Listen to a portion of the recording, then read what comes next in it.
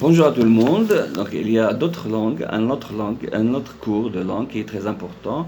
Après les figures du style, avec le registre, il y a aussi le point de vue du narrateur. Le narrateur et son point de vue. Il y a trois points de vue. Il y a point de vue omniscient, ça veut dire focalisation zéro. C'est que l'auteur, il connaît tous les détails de ses personnages.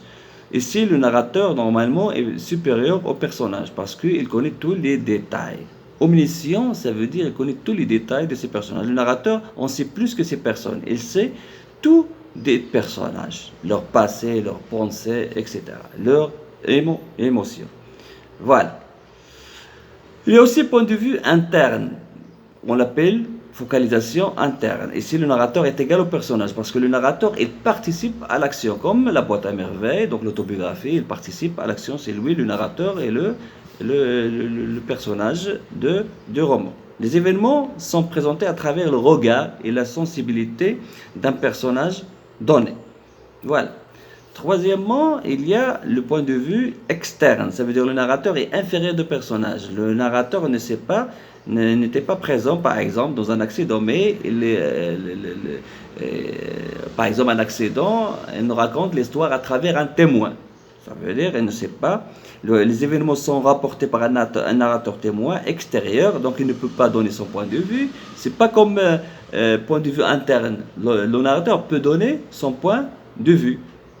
On le trouve comme je pense, je crois. Mais externe, non, il ne peut pas donner son point de vue parce qu'il n'était pas présent.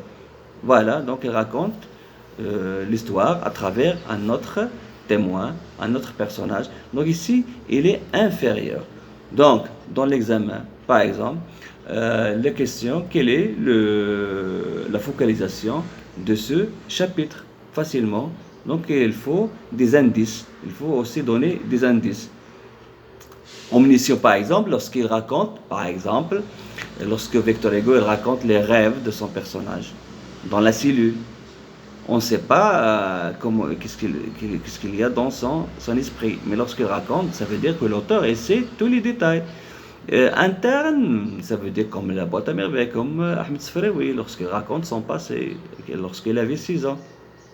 Donc, elle participe à l'action, elle peut donner son point de vue, je crois, je pense. Il me semble. Aussi, externe, il ne peut pas donner ses points de vue, il n'est pas été présent, il est hors l'action. Il n'est pas dans l'action, il est hors l'action.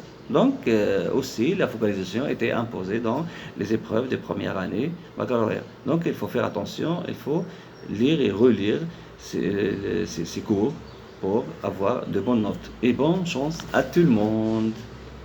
Alors, j'ai oublié de vous dire, mon téléphone c'est 05 35 75 21 94 ou bien 06 60 69 79 41. Voilà, donc c'est pour si vous voulez me rappeler. Alors, bonne chance.